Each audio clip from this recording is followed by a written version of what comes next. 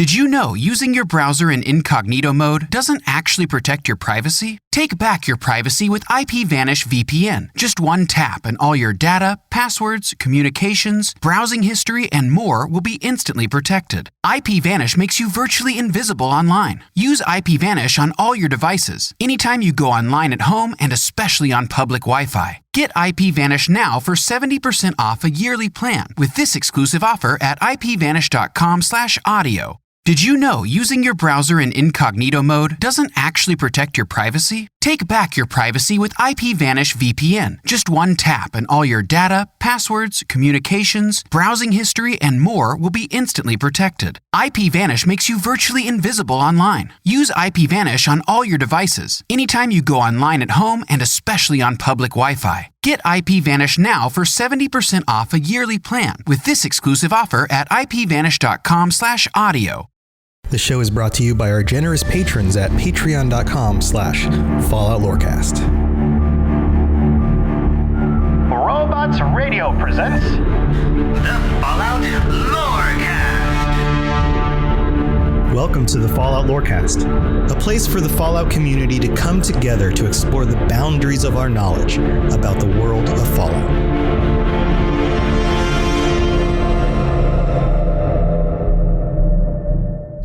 Vault Dwellers, Wastelanders, welcome back to the Fallout Lorecast. This is your host, Tom, or Robots, and I am here with our patrons this week because it is the patron show for November 2021. Welcome, patrons. And I'm going to go through the list. We have 3 of our patrons this week. Joining us this time is Lil Green. Lil Green is back. Welcome, Lil Green. How are you doing? I'm doing very good.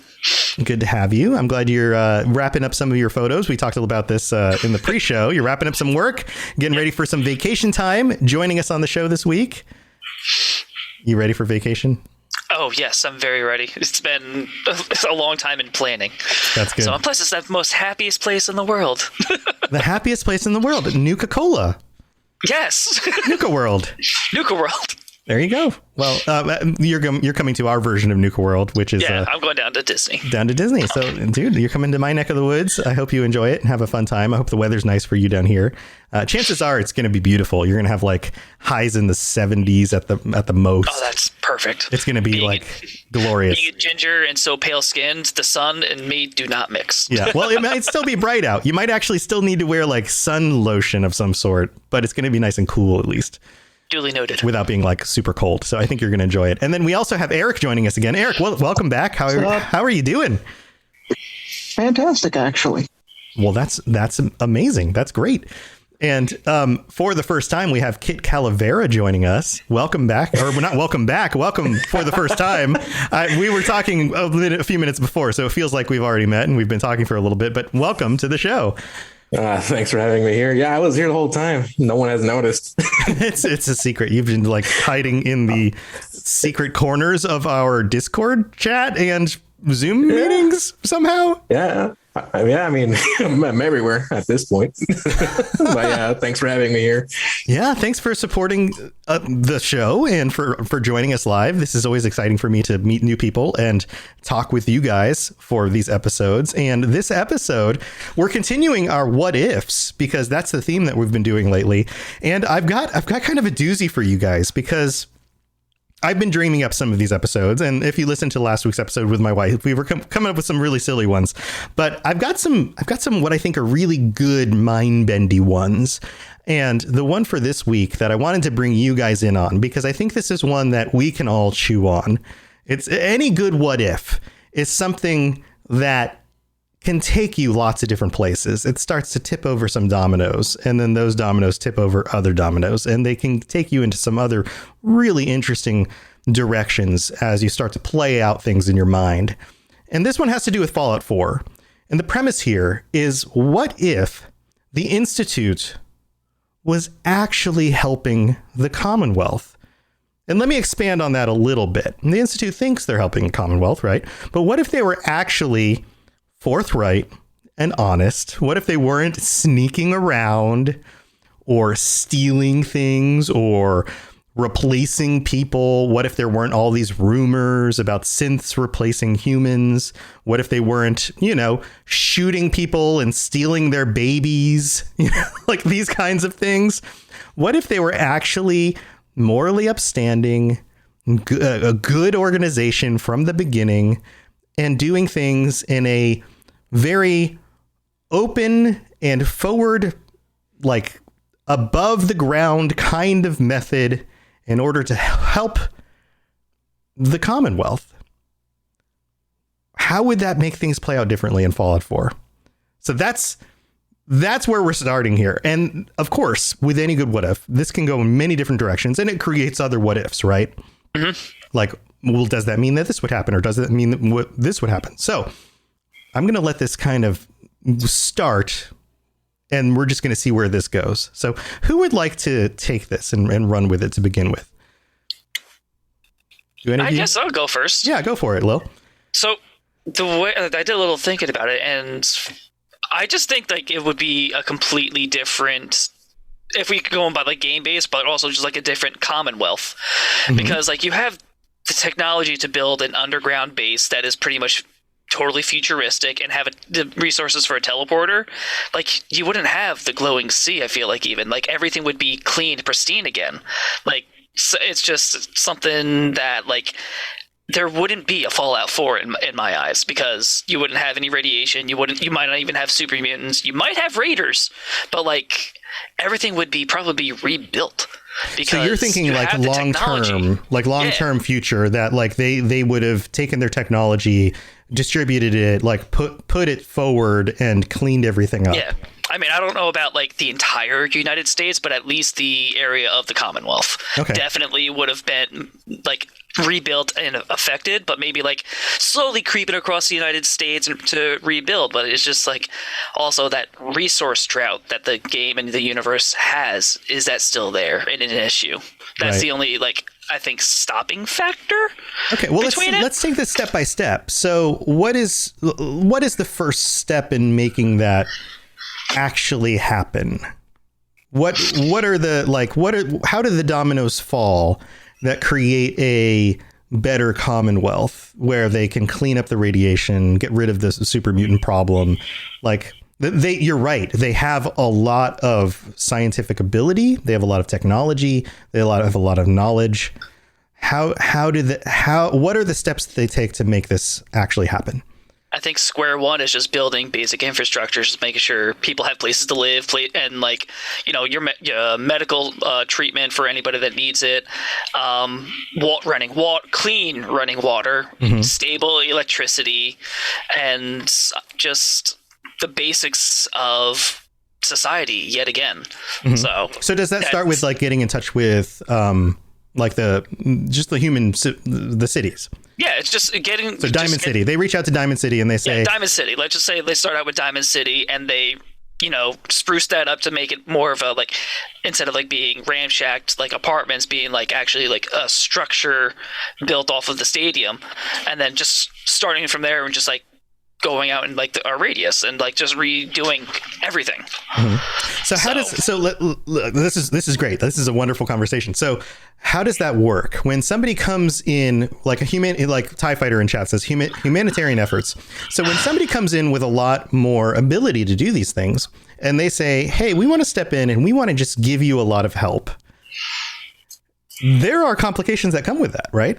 Yes, there is, because it's also who gets it, how much, and also who's in charge. Right. Because if it's the Institute just giving everything, who's in charge of them? So is the Institute going to be in charge? Because they do have all the power, and they have all the technology and the resources, but do they still have that leadership, the good leadership? But I feel like the Institute could just become like the new government in a sense, if they're just willing to be like, okay, here's everything. Because then it's going to be like, it's like everyone else will be in debt in a sense. If that makes sense. Do you think that everybody would be willing to give up their freedom for the provided benefits? I mean, is this, in a sense, you almost have a Rome situation. You have a technologically advanced organization coming into a situation where people are in need of infrastructure. They're in need of governance. They're in need of technology. This is like Rome showing up and saying, we're going to build you bathhouses and aqueducts, and we're going to bring you a working economy and a military to help protect you. But you're going to have to pay our taxes, and you're going to have to follow our laws. And it seems to me, and this is an interesting idea, right? Like, it seems to me that you're going to have a lot of people who are going to go, yes. Yeah, life sucks pretty much. If you're going to bring some military in here, protect us from the super mutants, give us some clean water and some actual like working electricity, then yeah, I'm down with that. That I'll follow your laws. That sounds great. But you're also going to have those people, and I mean, this is America, right? You're going to have people who are going to say, hell no, I'm going to make it on my own. I'm not following your laws. I want the freedom to do what I want to do, and I'm just going to make it on my own. Screw you guys. And there's no easy way, at least in my mind, to solve that divide, because you're always going to have some people who are fall on one side of that and some people who fall on the other. So does that in the long term create a divide between these two groups that in some ways creates more friction? Do you think that's solvable? I feel like, yes, that's always going to happen. There's always going to be some sort of power struggle or even a power vacuum, and someone just wanting to be in charge. Mm-hmm. But I feel like if we're saying the Institute is just like 100% for the people, like there's no reason for people to be against them. Yes, at first, because they're gonna be like, oh, who are you to take over my land, my building, whatever, like piece wherever you're living, mm-hmm. and like tell me to follow suit. But like if there's no downsides to it, you're getting the protection. Yes, you might be having to pay some sort of tax in a day and age that is using caps. Sure. But like it's just like, what is the negative of it? Right. And if we're saying, Institute good, I don't see a negative in it. Right. Well, you're being 100% rational here, right? I'm being rational. You're being 100% in a very rational. irrational situation. Right. And where there are a lot of people are going to be very emotional about this. Let's open this up to the other guys. Eric, Kit, do you have any thoughts on this? Do you think that this would actually work, or do you think that there would be some struggles here? Like, how do you bring everybody on board with this kind of idea?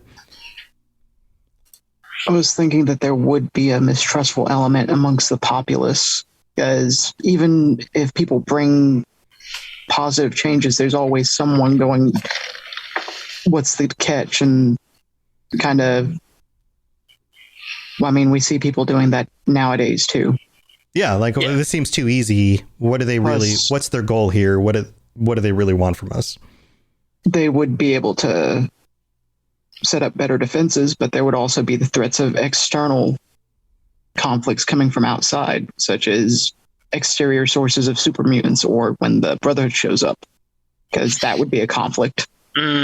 Right. Yeah. So let's open it up to that. So let's say we have a scenario where the Institute comes in and they get a majority.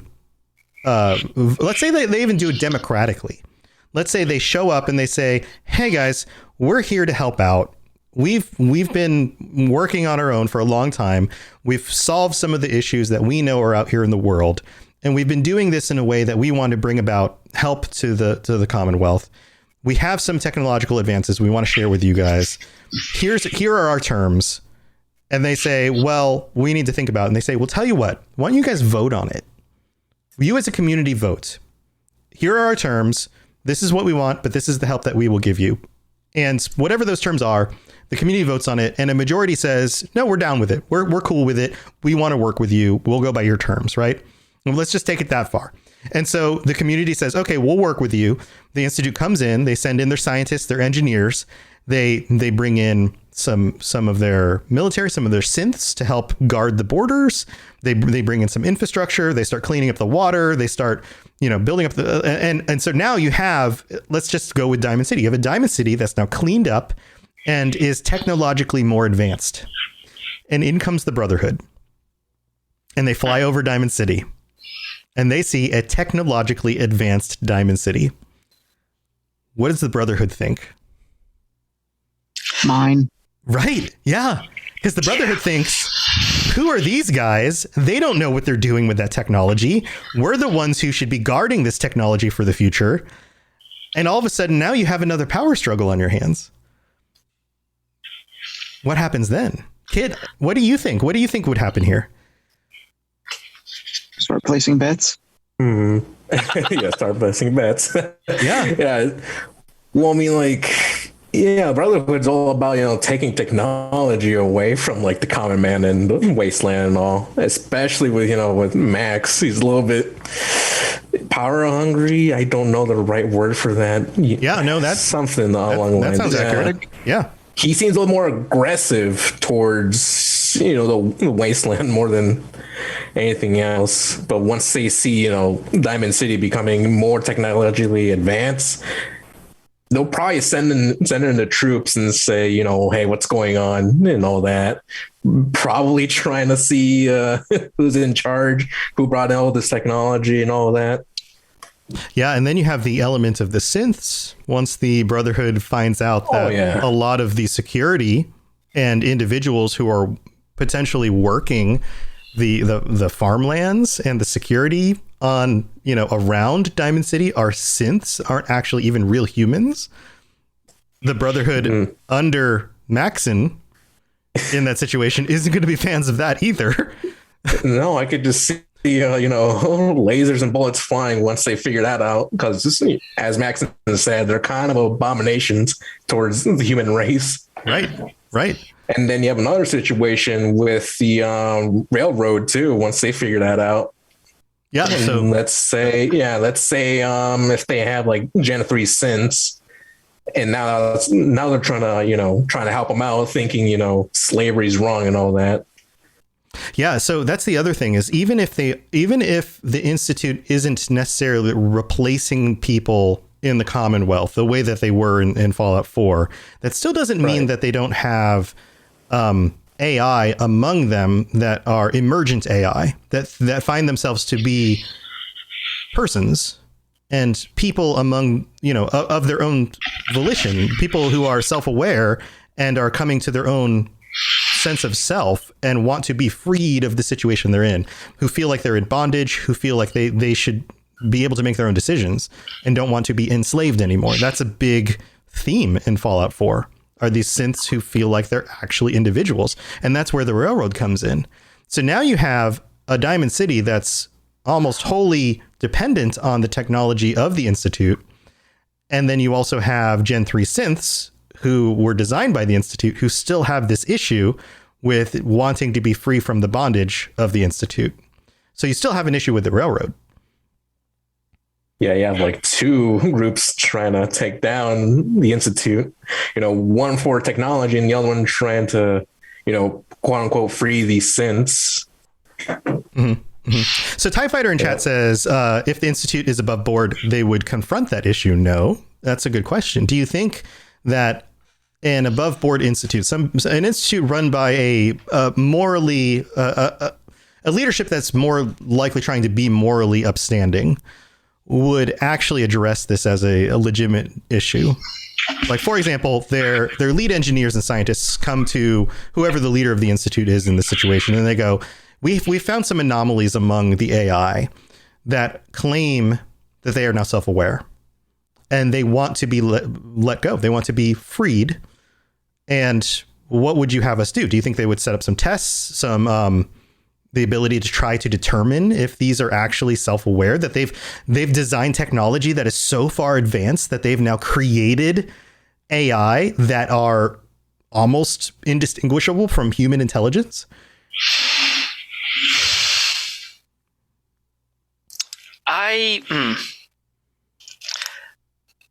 I seriously think the synths might be a different situation, just because they're not trying to infiltrate anymore. Yes, I don't deny they would use the synths in general, but maybe they'll make them very distinguishable between, a human and a synth, so that, it's not something that's very confusing. And maybe, like, say, going back to I'm trying to think of a good example. I can't think of the name.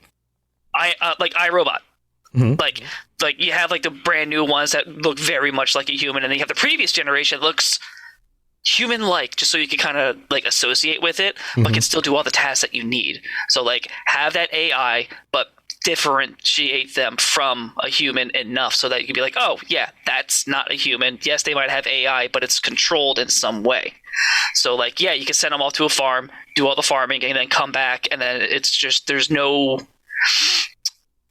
sentience. And I don't know if that's the best way to put it, but there's no sentience to them saying like, hey, this could be a person. No, it's not. It's a robot. Do you think that the differentiation of their outward appearance would keep them from developing sentience? I don't think it would stop it, but it would they would give people, like humans, a distinction of it. It's like, yes, you might be able to like form feelings, memories, and all this other stuff, but like it's all code. It's all it's just manufactured and by computers, it's not true. It's just a way to differentiate like, hey, a human from a synth. So it would help the human side of the equation. Yes, more, and right? when it comes to the railroad, I don't think they need to be a thing, because the synths are not being used as tools as a bad thing. Honestly, they wouldn't be in this situation. They wouldn't be used as a tool to infiltrate people or like need to be taken away from like the institute itself. Right. So, and going back to the Brotherhood, they just become the enemy. They just, honestly, that's it. You think that they just have no justification in this? They have situation? no justification. Like, you see an organization trying to rebuild a destroyed country. You're going to come in and say, "No, that's ours." No, you're a dictator. Yeah, right. You don't have the right to do that in this situation. It's just like, why are you taking away something that's changing and making the world better? Just because you think we can't handle it? No, we're handling it. They could be handling it fine enough to be running and sustaining life, but no, you just become a dictator and you're just creating more issues. Right. Especially in this situation with the Institute having designed their own technology. This wasn't pre-war technology that the Diamond City found and repurposed, which is typically the Brotherhood's mantra. This is technology that was developed over 200 years by the Institute. And they're the people who know how to use it. So in that situation, I think you're right. The Brotherhood has no say over this technology. It is a very different kind of thing. So I think you're very right about that. Going back to the AI thing, I think it's an interesting topic. We actually just talked about a very similar topic on the Cyberpunk Lorecast, because one of the things we're doing on that show is we're going through a list of Cyberpunk movies with our patrons, and we just discussed Ghost in the Shell, the original 1995 anime. Have you guys seen that movie? I have not. So one of the concepts in this movie is that there is an AI that develops sentience, or it claims to have developed sentience, and it did so on the internet. It didn't do so with a body. It was code that emerged in the net, and it calls itself the Taskmaster. And it did so without a body, and it was looking for a body to merge with in order to continue to evolve itself. And in a similar way, you could have sentient AI from the Institute evolve even without the body, and or with a body that still looks like a Gen 1 synth, but yet the mind of that AI is sentient. And so from the human perspective, it doesn't necessarily feel like a person, but from the AI's perspective, it thinks it's a person. I think that's kind of what I was trying to touch on with my explanation of it. But looks, not human, but everything else that goes on, if it does that, if it's able to form feelings, attachments, memories, everything that comes with being, like a human, I think that still can be possible. Mm-hmm. But there would still be a very distinct distinction between the two. Right. So, right. Well, I want to give Eric and Kit a chance to chime in here too. But yes, I absolutely, and that's why I wanted to touch on that, because I think that's kind of where you were going with it. Eric, Kit, do you guys have any thoughts on any of this stuff we touched on here? Either one of you? I was thinking that they would if they were going with the morally upright thing, as they develop to sentience, they would probably just have them choose what they felt like doing. Allow them choice. If it's a thinking machine that can make its own decisions, it would develop preferences. Right. So if it said, well, I want to choose, okay, well, what's your choice? Well, I'm happy staying here working. Then you can stay here and work. Great. Or I want to leave and pick my own destiny. Well, then, I mean, okay. Some would theoretically choose to defend the region just because of the fact that it may decide there's a justification for service towards others. Right. And I think this is also an interesting thing, too. One of the concepts with AI and the development of AI is that oftentimes, if given the choice, one of the theories is things will choose naturally the things that they already know how to do, the things that they were designed to do, because those things will be most comfortable. So an AI that has been already taught how to, say, farm, if given the choice, will probably end up choosing still to farm because that's what it knows. It may just want to be able to choose that rather than to be able to have to be told to do it. And there may be a distinction simply in being given the freedom of choice. Does that make sense? Mm-hmm. It's the difference between like, I mean, how many of us have gone on to further education, whether that's college or trade skills or those kinds of things? But there's a big difference between being in high school and being told, well, you have to go to school, you have to go to class, and being like, oh, I don't want to go to school. But then when you get to a point in your life where you're like, well, no, this is the thing I want to do. And then you end up working towards it and paying for it. And then you look forward to doing it. There's like, simply because you made the choice, all of a sudden you actually like it and you want to go do it. But it's still learning. Mm-hmm. It's still education. But simply because you made the choice, you want to go do it. It's that little switch in your head that just gets flipped. No, yeah. I mean, I follow along with that. So some thoughts there. Yeah. Kit, do you have any thoughts on any of this? I mean, yeah, you know, just letting the synths choose their own path, you know, like, what was it? Like Paladin Dance. Well, okay, well, spoilers first on an old game. Sure. Paladin Dance went. It is a Lorecast. When it became, yeah. Well, you know, people still get mad, but anyways, became, you know, one with the Brotherhood. Then you have Magnolia, who's like a singer and now, you know, the eye candy of the third whale. And then you meet a raider called Gabriel who got, you know, who met up with the what was it, railroad? Railroad, and then became a raider. Yeah, basically like different walks of life. You know, one of them became a soldier, one of them became a singer, then one of them also became a raider. So it's all really like just let them choose what they want to do with their freedom, regardless if it's like going to be a negative or a positive outcome, because no one is out there to choose, you know, who you're going to be at all. Mm-hmm. Yeah.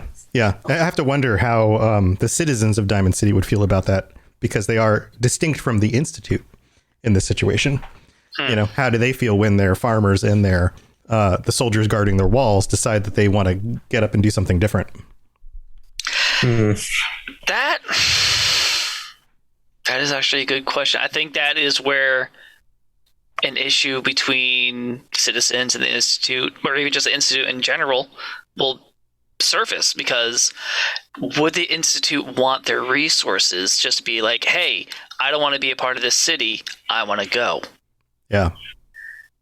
I don't think they'd be very willing to be like, oh yeah, sure, you could go leave and like, you know, like leave us with less manpower or and just be like willing to give up whatever it takes to make a synth. So, yeah, and the cost of it. I mean, each synth individually probably costs the equivalent of millions of dollars. Yeah. So, and it's just one of those things of like, I feel like if synths are like, you know, like the synths might still have some aspect of control from or like the Institute will have some aspect of control over the synths, because it's just I feel like they'd be more of a tool, honestly. So yes, they might be able to interact with humans, but like they still have that little bit of control, because it's like, why would you want to give something the choice to leave? Right.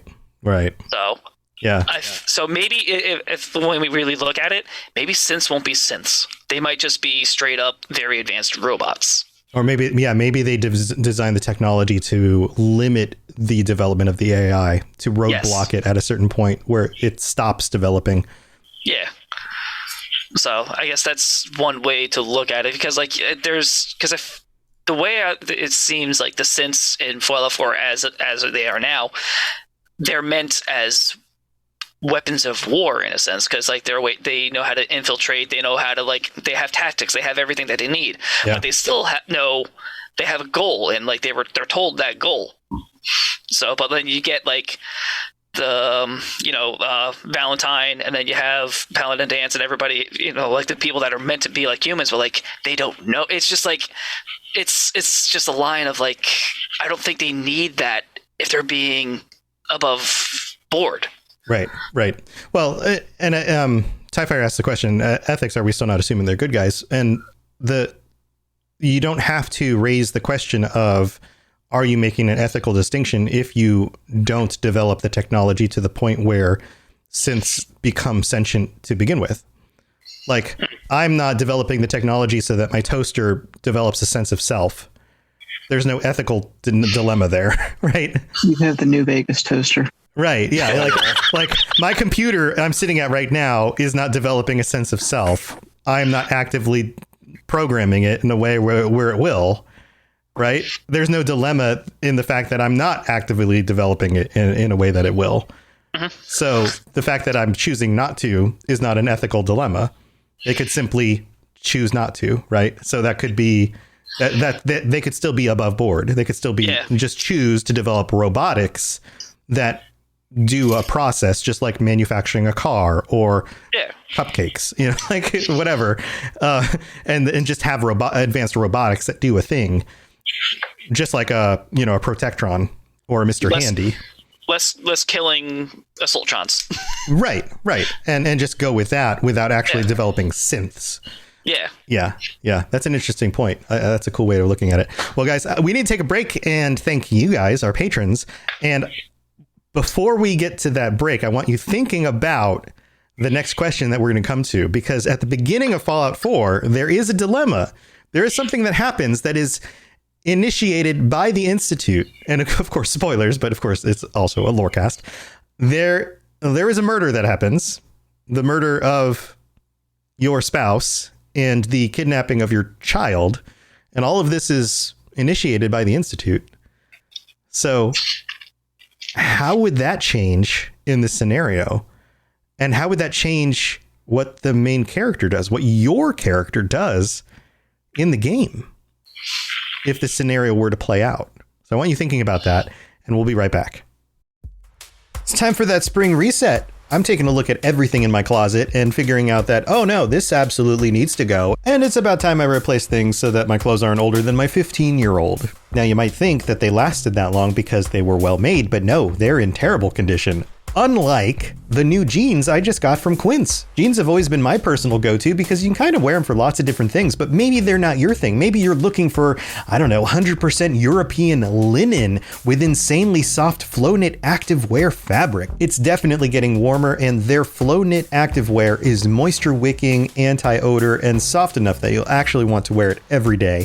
So pick out what you want. You can't go wrong because they have prices 50 to 60% less than similar brands. And like I said before, they are high quality. I continue to wear their clothes all the time, and I know that these new jeans are going to last me a lot better than the other things in my wardrobe. And on top of it, they look great. They're so comfortable, and I spent just as much on the jeans that I am now cleaning out of my wardrobe. So if you're looking for something better, just all around better, go check out Quince. So go do it right now. Refresh your wardrobe with Quince. Go to quince.com/falloutlore for free shipping and 365-day returns. Now available in Canada too. Go to QUINCE.com/falloutlore. or free shipping and 365-day returns. quince.com/falloutlore. Feel your best and amplify your everyday look with Thrive Cosmetics. Go to thrivecosmetics.com/shine26 for an exclusive offer of 20% off your first order. That's Thrive Cosmetics, CAUSEMETICS.com/shine26. Hello there, old chap. Good to see another of General Atomic's finest, still eager to serve. All right, this is the part of the show where I get to thank our patrons. So these guys and everyone else who takes the time and the finances to support the show. Thank you so much to all of you guys. This is what helps make this a full-time dream career for me, and I really do appreciate it. And also, thank you to Kit Calavera, who's on the show right now, for being our new patron. Welcome aboard. Thanks for being here. And thank you to all of our patrons, especially our Liberty Pie Man. Pie Man, who I was hoping was going to make it to the show tonight. Looks like things got a little bit busy for you, but you might still pop in. Sometimes you join us by the end of the show. And also to Southern Rage and Stagger and Stumble, our Sentry bots, and all of our 54 patrons. Thank you for being here. You guys are amazing. And as always, if we've done anything to help you get through your workday, your workout, your drive to work, or picking out the perfect Christmas tree, because if you're listening to, a podcast while you pick out your perfect Christmas tree, and we went Christmas tree shopping just a few days ago, we found a Christmas tree that fits right next to our TV in our living room.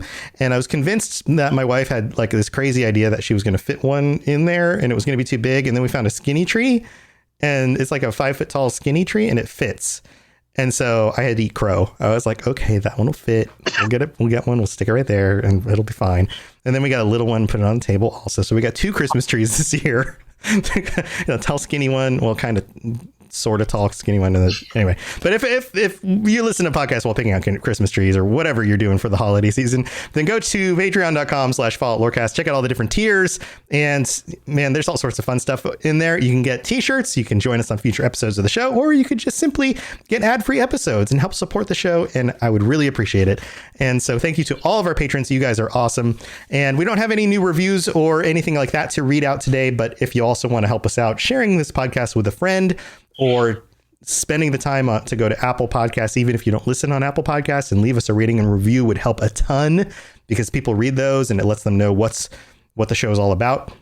Especially if you're somebody who's still listening, like almost 200 episodes in, because we're getting really close to almost 200 episodes, because we got a lot of people leaving reviews on the early episodes. But if you're still listening and one of our current listeners and want to let people know, hey, the show's still good, that would be really helpful. So taking the time to do that would be really, really appreciated. But yeah, that's what we got going on. So thank you to all of our patrons.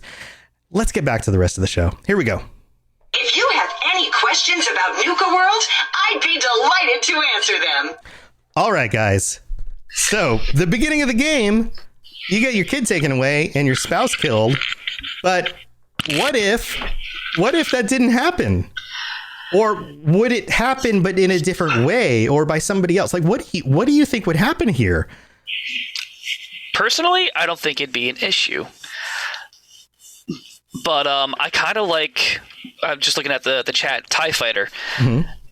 I kind of do like the way, just as a story, I like how that is. But like, if we're just saying like, the Institute in general is just like above board from square one, I don't think the killing or the stealing of your son and the killing of your spouse is going to be an issue, because like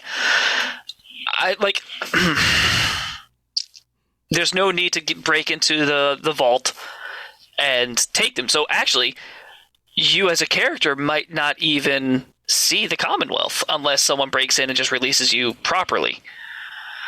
That's the other thing. Right.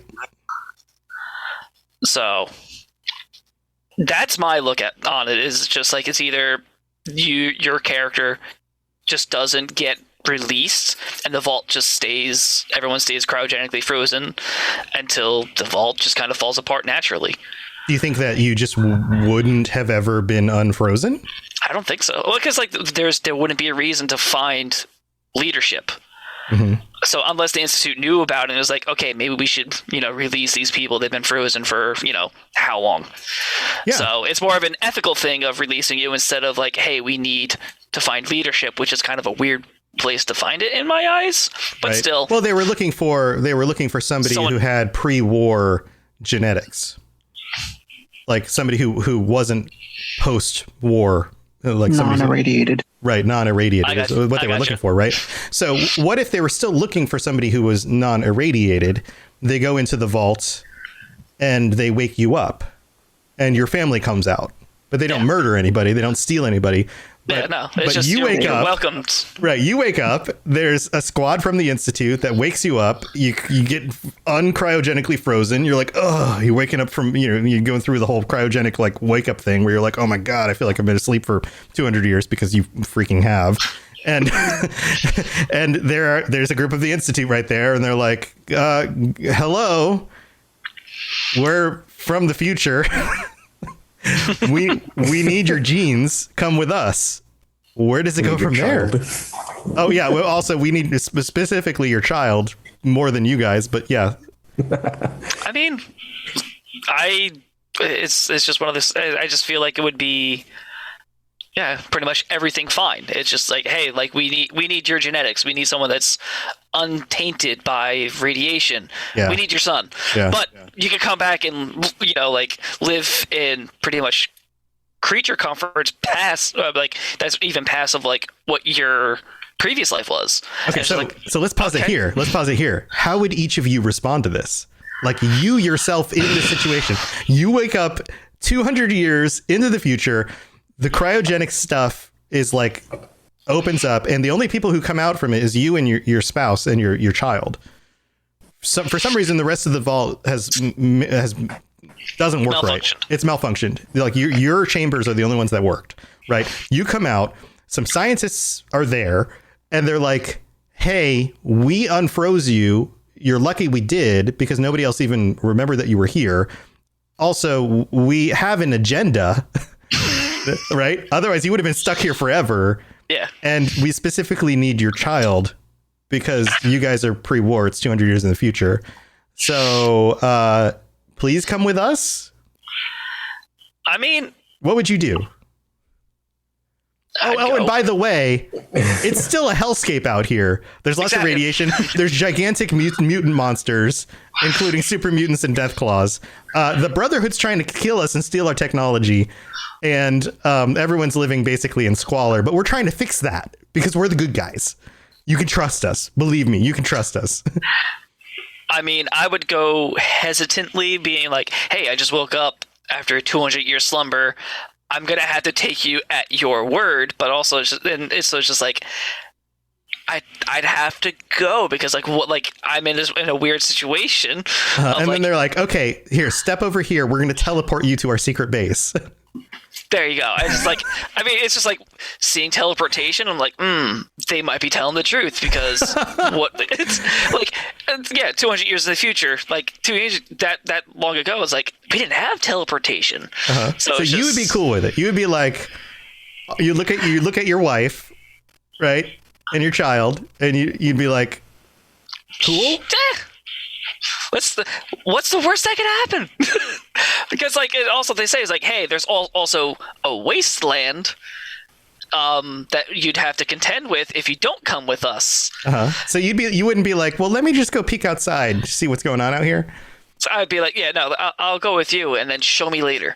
Okay, so you'd be on board with them. You'd be like, okay, let me go with. Okay, so let's move on to Eric. Eric, what would you do in this situation? I hate to say I'd be on board with it too. I'd want to play with the future tech and tinker around. Yeah, and remember, you don't know anything about Fallout in this scenario. You don't know anything about the post-apocalyptic world.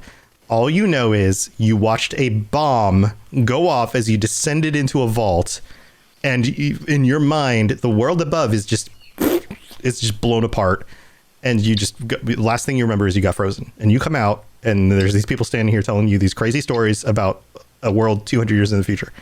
And so, and I'm not trying to dissuade you. I'm just painting the picture. And you would just say, show me your magical teleportation land. I would still end up going with them simply because of the fact that nuclear bomb went off.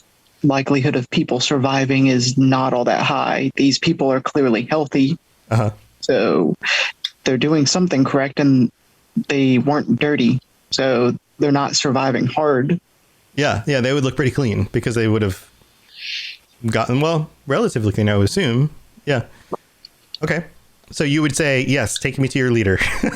Basically. Though I also would then be going through everything I could for information because I would want to know where I stand. Get where I could make informed decisions. That makes sense. Okay. Kid, what do you think? What would you do? Well, I mean, you've been frozen for like 200 years, and like all of a sudden you got like these sketchy looking people telling you like, hey, you know, you kind of need your child for genetics and all that. And plus the world has gone to crap. And I'll probably just tell them like, maybe give me a minute or two just to think what's going on here. And, you know, after they tell me what's going on and all that, I'll probably just tell them, you know, hey, prove it to me, you know, prove me that you're not going to backstab me or do some weird testing on me or my family. And if they just zap me back to their base, I'm like, okay, I'll trust you for now, at least. What could they do to prove to you that they are trustworthy? I don't know. I mean, like, I guess like, show me what their whole plan is. I mean, like clearly, like they're much cleaner than the rest of the wastelanders out there. So would you have them take you around and like show you some locations? More or less like their base of operations, like telling me like, you know, this is who we are, this is what we're doing. We kind of need your child for this. And if they tell me it's like not painful or anything, I'll just say, all right, here you go. How do you have them prove to you what year it is?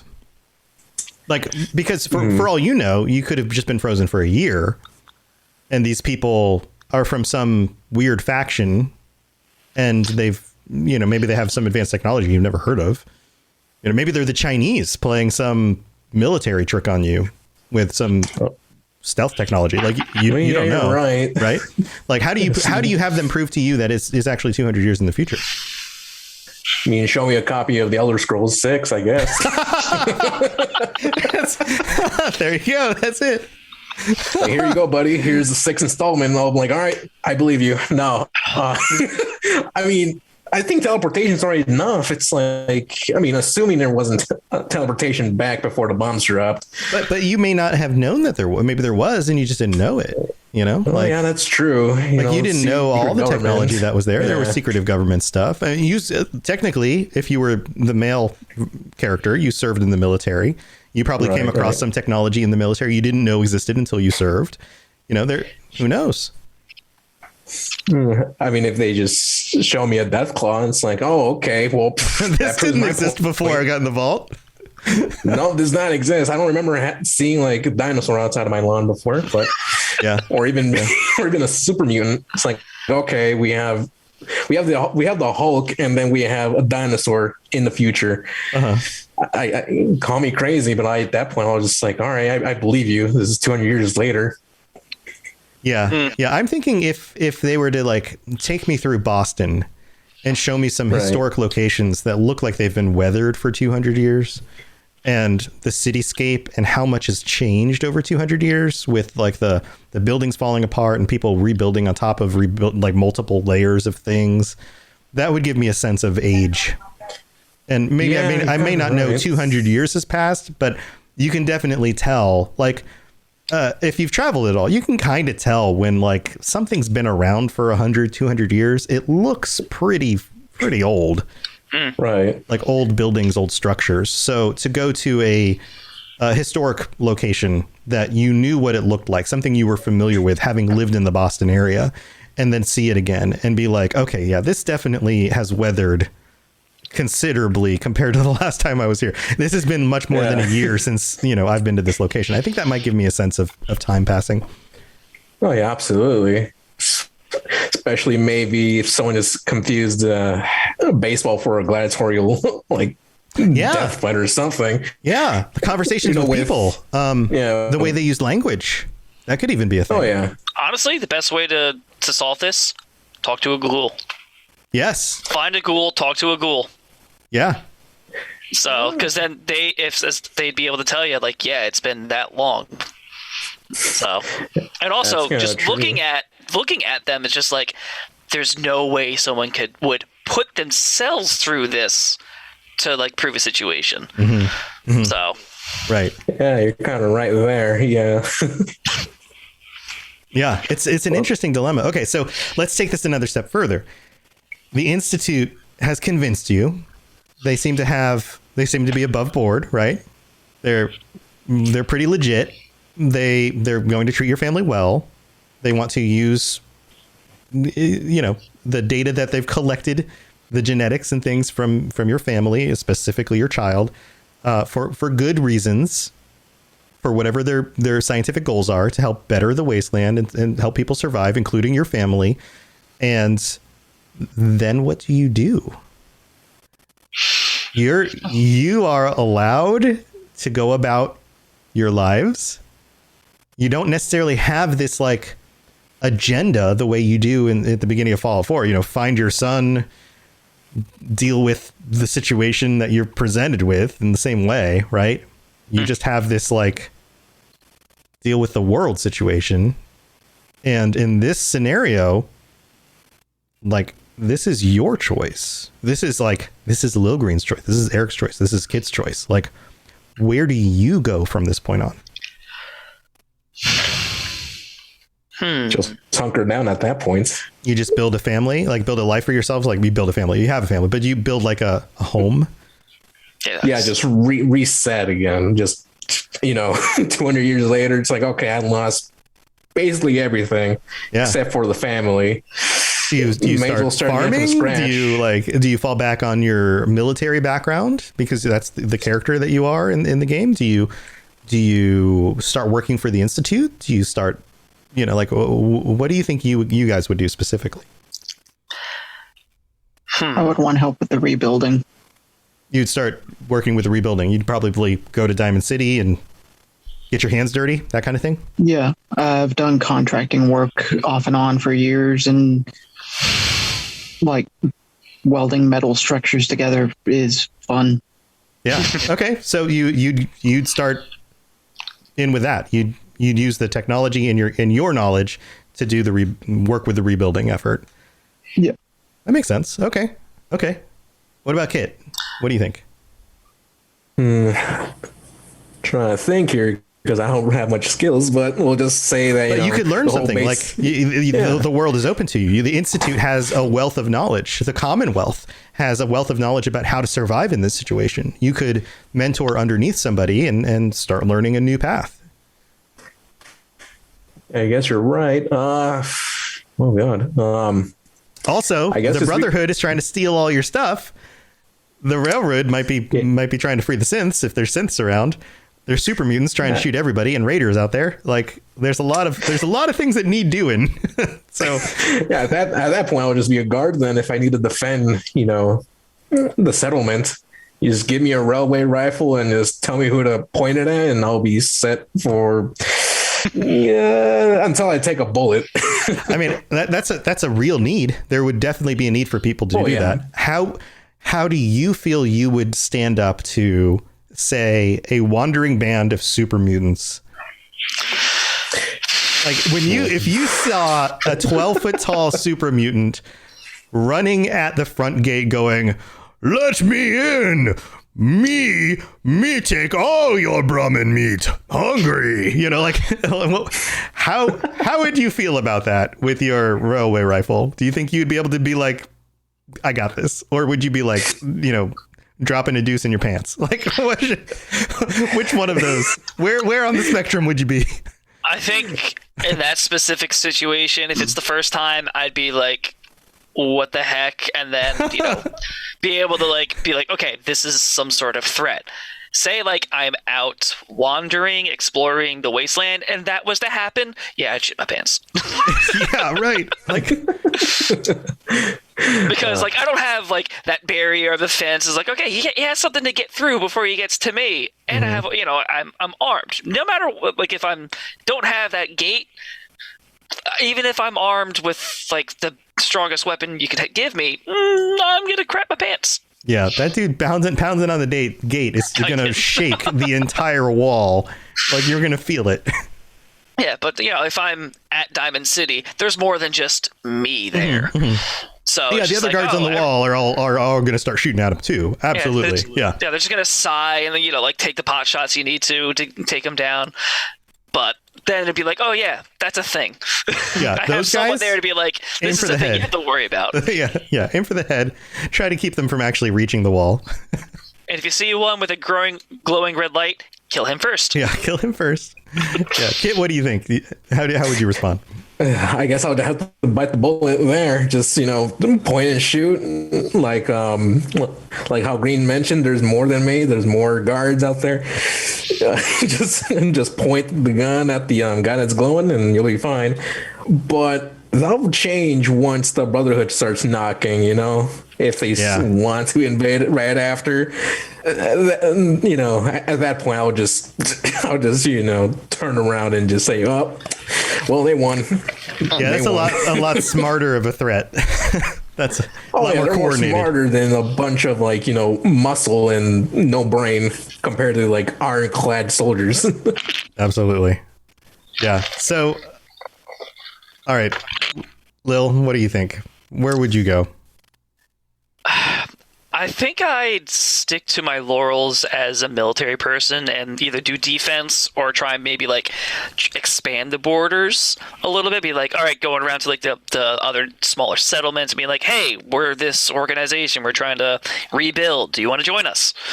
And then, so just trying to spread the message and be on more defensive and protection side of things, I guess, because it's something I already know how to do. I don't want to learn how to do something else, so why not do what I'm good at? Interesting. As a photographer, you could probably still do some of that. I wonder, would you document things visually? Oh yeah, I mean, all right, if I'm doing if it was me personally, yes, I would probably say hey, is there any way I could use my skills as a photographer? Because there's a lot you could document and keep track of and just try and use it as a visual tool to be this is what we're doing. Yeah. And just because it's a lot of people in the wasteland are probably uneducated. They're not gonna be able to understand things. So using visual tools is the best thing you could do, honestly. So yeah, a lot of documenting things visually using pictures could be very helpful to people, especially people who have a hard time getting places because it's dangerous, being reconnaissance, even using photography for reconnaissance reasons could be very useful. Yeah. Interesting stuff, guys. Well, we're getting to the end of the show. This has been a really cool conversation because these kinds of things always go places where you don't always know where they're going to go until you kind of talk it all out. And it's neat to have all our minds thinking about this because it really fleshes things out. I'm sure that the more I do this, that this is kind of what it's like being in the design meetings for these games before they actually get into the actual development of the games. This is the early meetings where they're thinking about here's the setting, here are some of the characters, here are some of the factions, here's potentially what the storyline is going to be like.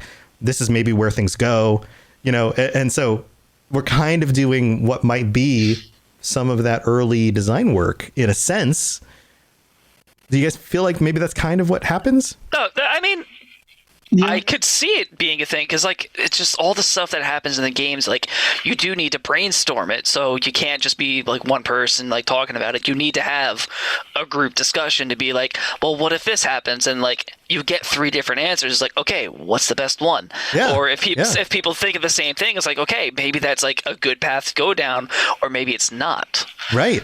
So, because somebody else can say, well, what about this? Or somebody else brings up, well, what would the Brotherhood do in this situation? You're oh yeah, the Brotherhood. Or it's really cool because you get the collective brain thing going on, which is so fun. Those 3 answers become different paths for the quest. Exactly. Yeah. 3 different ways to solve the thing because 3 different people came up with different variations. It's so cool, guys. So thank you for joining me for this episode. This has been a lot of fun. Yeah, I really enjoyed this. Yeah. So I hope you guys come back next month and do this again. And anybody else who wants to join us next month, remember that you can always sign up. Or if you are currently a tier 4 or higher patron, you can always join us as well. And guys, we're going to wrap this up by going back through, and feel free to share ways that people can get a hold of you, but also things that you're working on. If there's anything else that you're doing that you want to share that people can kind of check out, if you're creating content or something else that's going on. And we'll go back through everybody. So Lil, is there anything going on or ways people can reach out? I really don't have anything personally going on because of the holidays, but you could reach out to me on Discord. Just make sure if you want to reach out and talk to me, just ping me. I'll get to it eventually. I check Discord every so often throughout the day. But if you want to see, check out any of my photography, you can look me up on Instagram. That's the best way, at @littlegreen_photography.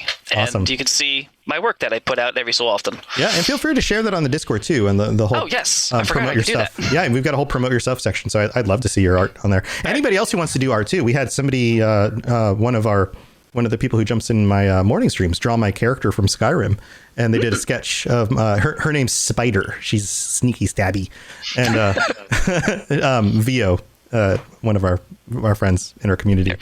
But yeah, I would love to see your art. I love whenever anybody makes stuff. So please share that on the Discord. I want to see your stuff. It especially people who are talented at things that I'm not.